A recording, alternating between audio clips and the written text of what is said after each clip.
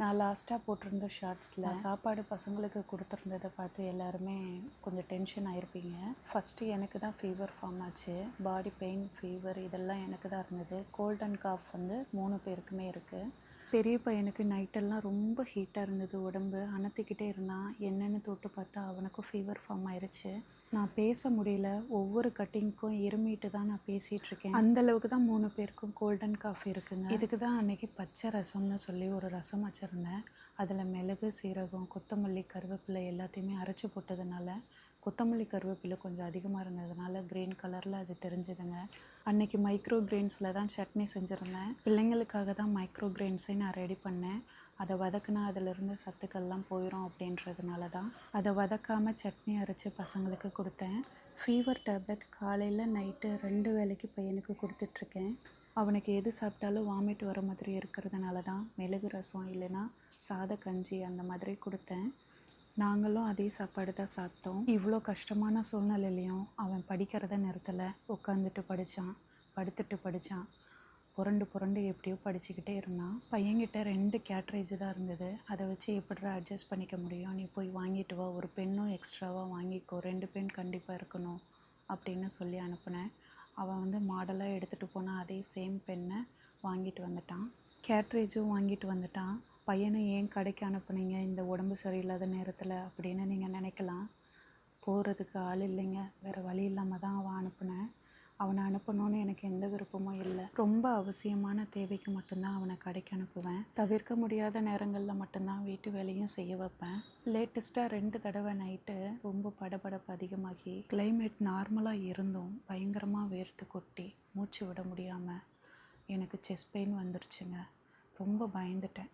ஒரு வேளை நம்ம இல்லைன்னா இந்த பசங்க என்ன பண்ணுவாங்க அப்படின்னு. நான் இருக்கிற வரைக்கும் தான் என் பசங்க நல்லா இருக்க முடியும். அவங்க செட்டில் ஆகிட்டாங்கன்னா எனக்கு என்ன ஆனாலும் நான் கவலைப்பட மாட்டேன். இப்போதைக்கு நான் எதையுமே கேர் பண்ணிக்கல.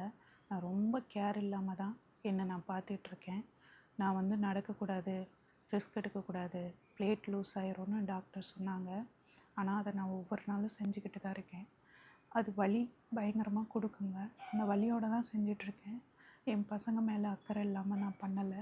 என்னோடய பெயினை உங்கள் இடத்துல இருந்து நீங்கள் பார்க்குறதுனால தான் என் கஷ்டம் புரிஞ்சு என் மேலே இவ்வளோ அன்பாக இருக்கீங்க. பசங்களும் இவ்வளோ அன்பாகவும் ஒழுக்கமாகவும் இருக்கிறதுக்கு காரணம் நான் உங்கள் மேலே காட்டுற அன்பும் அக்கறையும் தான்.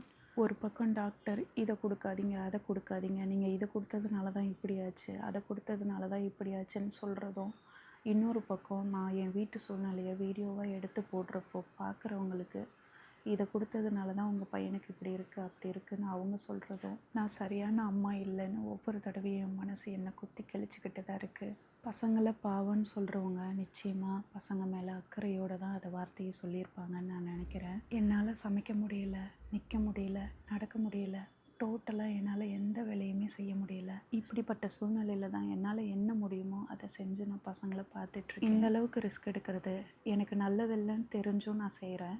இதில் சின்ன பையனை வேலை வாங்கியிருப்பேங்க. தயவு செஞ்சு யாரும் தப்பாக நினச்சிக்காதீங்க. ஏன்னா கட்டில் கடியில் என்னால் பெருக்க முடியாது. பெரிய பையன் படிச்சிட்ருக்கான். இதுக்கு முன்னால் என் கால் நல்லா இருந்தப்போ என் உடம்பு முடியாமல் இருந்தேன் பார்த்தீங்களா, அந்த டைம்லலாம் கமெண்ட்டில் சொல்லியிருப்பாங்க, பசங்களுக்கு கொஞ்சம் கொஞ்சம் வேலைகளை கற்றுக் கொடுங்க, அவங்க வீட்டு வேலைகள் கொஞ்சம் செஞ்சுக்கிட்டால் அது ரொம்ப நல்லது, உங்களுக்கும் உதவியாக இருக்கும் அப்படின்னு சொல்லியிருப்பீங்க.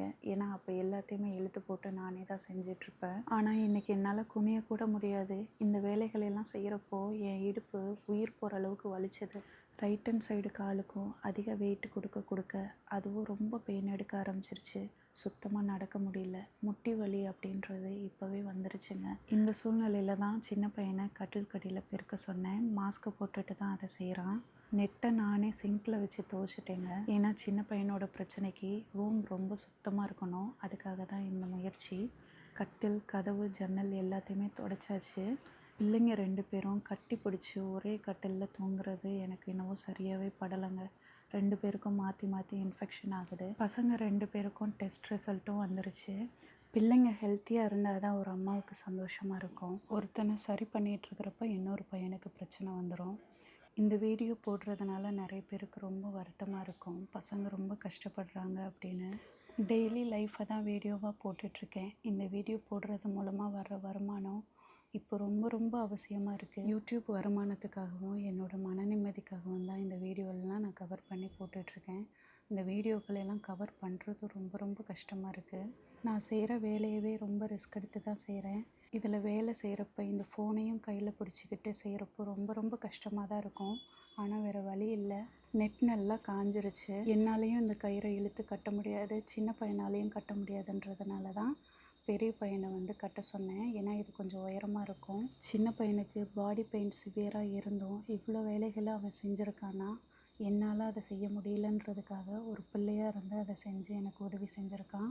அவனை கஷ்டப்படுத்துறதுக்காக இந்த வேலைகள் எல்லாம் கொடுக்கலங்க. தவிர்க்க முடியாத நேரங்களில் தான் அவனை செய்ய சொல்கிற மாதிரி ஆயிடுச்சு. ஒவ்வொரு நாள் நைட்டும் தூக்கம் இல்லாமலே போயிட்டுருக்கு. உங்களோட அன்பும் அக்கறையும் என்னோட இயக்கத்துக்கு மிகப்பெரிய காரணமாக இருக்குது. இந்த வீடியோ பிடிச்சிருந்ததுன்னா மறக்காமல் லைக்கும் ஹைப்பும் கொடுத்துருங்க. நன்றி.